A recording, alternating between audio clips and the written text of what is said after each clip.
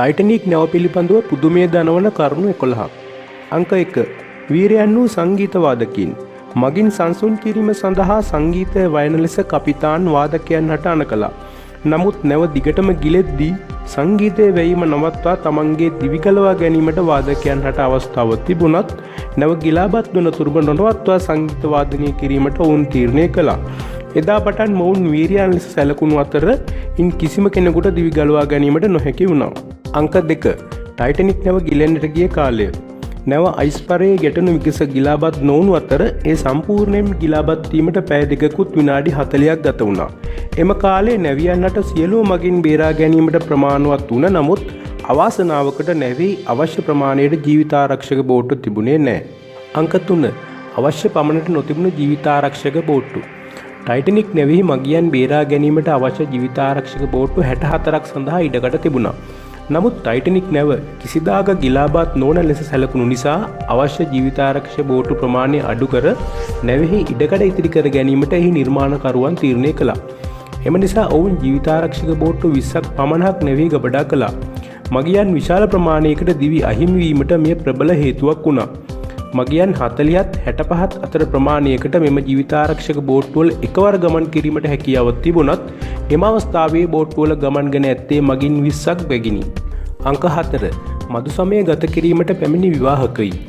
Titanic නැව ගිලෙන විට එහි මදු සමය ගත කිරීමට පැමිණි විවාහක යෝලවල් කිහිපයක්ම සිටියා. වික්ටර් සහ මරියා යන යෝල මේ අතර වුණා. වික්ටර් නැව ගිලෙන බව දැනගත් විගසම මරියා සහ ඔවුන්ගේ මෙහෙකාරිය ජීවිතාරක්ෂක බෝට්ටුවලට නැංගුවත් ඔහුට එහි නැග ගැනීමට අවස්ථාවක් ලැබුණේ නැහැ. එදින ඔහු මිය ගිය අතර ඔහුගේ සිරුරද සොයා ගැනීමට නොහැකි වුණා. මේ අතර තවත් යුවලක් තමන්ගේ මදු සමය ගත කිරීමට මෙහි පැමිණ තිබුණා. ඒ තමයි ජෝන්ස් සහ නෙලා ස්නයිඩ්. හැබැයි වාසනාවකට අලුත විවාහ වුණු යුවලවල් තම බෝට්ටුවලට නංවා ගැනීමට සමහර ජීවිතාරක්ෂක බෝට්ටු තීරණය කළ නිසා මොවුන්ට දිවි ගලවා ගැනීමට හැකි වුණා. අංක 5. ටයිටනික් නැවේ විශාලත්වය.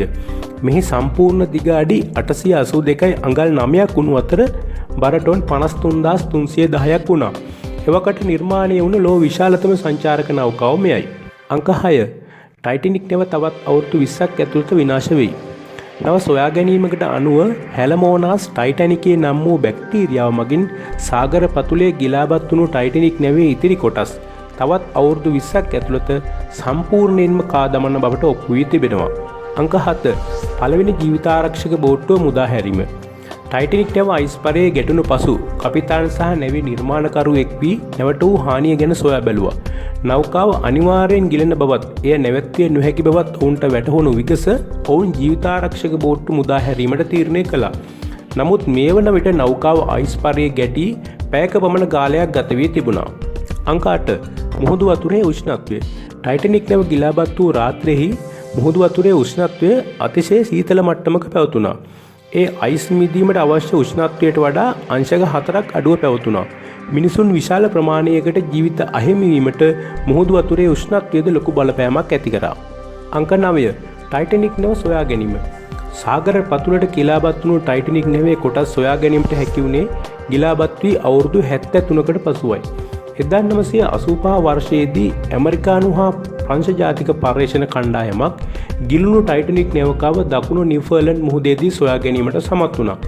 මීට පෙර කණ්ඩායම් කිහිපයක්ම නෞකාව සොයා ගැනීමට වෙර දැරුවත් ඒ සෑම කණ්ඩායමක්ම අසමත් වුණා. අංක 10. ගිලාබත් වීම පළ කළ පළමු පුවත්පත. බ්‍රිතාන්‍ය පුවත්පතක් වන ඩේලි මේල් පුවත්පත ටයිටනික් නැවේ ගිලාබත් වීම පළමුවෙන් පළ කළා. 1912 අප්‍රේල් මාස 16 වන දින පළ වූ එම ලිපියේ සඳහන් වුණේ ටයිටනික් නැව ගිලුණු බවත් එහි සියලුම ජීවිත බේරා ගැනීමට හැකි වූ බවත්ය. පැහැදිලිවම මෙය බොරු ප්‍රවෘත්තියක් වුණා.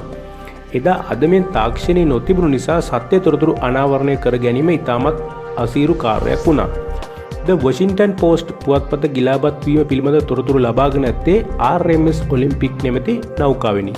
එහි මුල් පිටුවේ සඳහන් වී තිබුණේ 1800කට දිවි අහිමි වේ යනුවෙනි. අංක 11. හමු නොවූ මල සිරුරු. මේ ටයිටනික් නෞකාව පිළිබඳ වූ අද්භූතම කාරණයයි. ටයිටනික් නෞකාව ගිලාබත් වූ විට එහි ගමන්ගත් මගින් 1500කටත් වැඩි ප්‍රමාණයකට ජීවිත හිමුණා. නමුත් සොයා ගැනීමට හැකි වී ඇත්තේ සිරුරු 306ක් පමණයි. මේ පිළිබඳව ඔයාගේ අදහස කමෙන්ට් කරන ගමන් සබ්ස්ක්‍රයිබ් කරලා අපිත් එක්ක එකතු වෙන්න. යාළුවන්ටත් බලන්න ෂෙයා කරන්නත් අමතක කරන්න එපා. අලුත් වීඩියෝ එකකින් නැවත හමු වෙමු. ඔබට ජය.